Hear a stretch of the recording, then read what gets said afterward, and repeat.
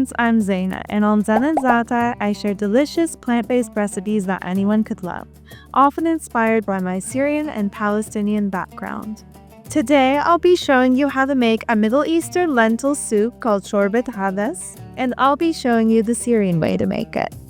This recipe is so nostalgic for me. I always remember my mom making it for us, especially during Ramadan, but it's a tasty and cozy way to add more protein and fiber to your meals year-round. With just a few simple ingredients, you'll get the most delicious soup. Served with lots of lemon and topped with crispy onions and pita chips, it's simple yet irresistible. Let's dive right into the recipe. This soup is made with just 6 main ingredients I usually have on hand.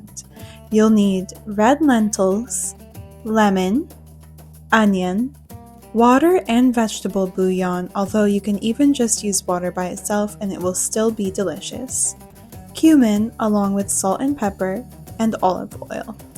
Optionally, you can make crispy baked pita chips for the topping, and you'll need pita bread as well for that. This was the perfect recipe for me as a college student because it's made with affordable pantry staples, making it cheap and satisfying.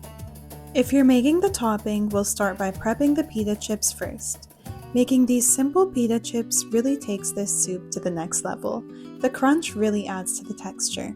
I like to bake them, but you can also fry them. I start by cutting each pita round in half so I can split them and make them into a single layer. After separating the halves, I stack them and then cut them into about 1-inch squares.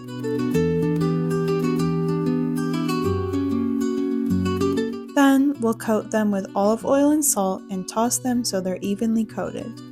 Then we'll bake them until they're perfectly golden and crispy, just like this. We're going to saute a finely diced onion until it's crispy.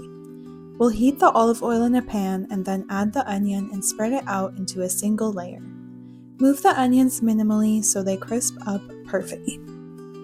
While those onions are browning, we'll get started on the lentil soup. Add water, red lentils, vegetable bouillon, cumin, and black pepper to a large pot. Stir to combine and bring to a boil. Then simmer on low heat. This was one of the first recipes my Syrian mom taught me because it's so easy, nourishing, and made with simple ingredients.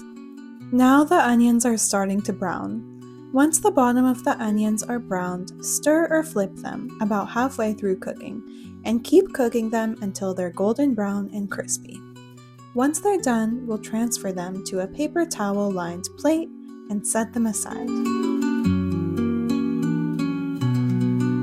After caramelizing the onions, you barely need to watch over the lentils as they cook, so this is a pretty low-maintenance recipe.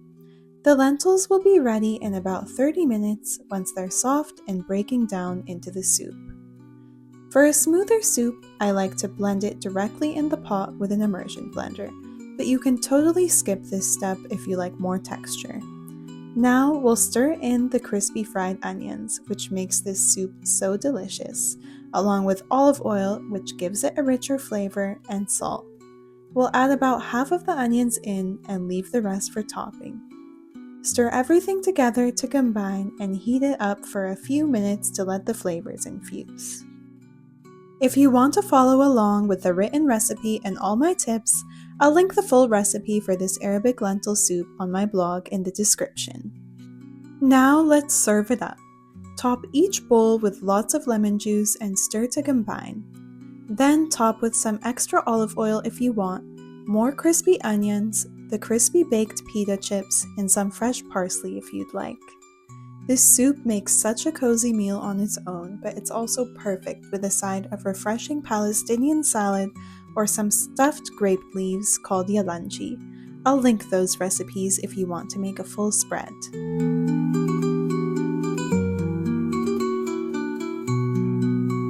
This is so delicious, you guys, especially with the crispy onions.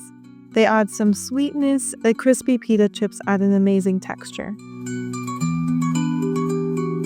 This is so good, you guys. I can't stop eating it. I hope you guys loved this recipe. If you did, make sure to like and subscribe for more plant-based recipes. And if you tried it, don't forget to let me know in the comments below. I can't wait to see you next time.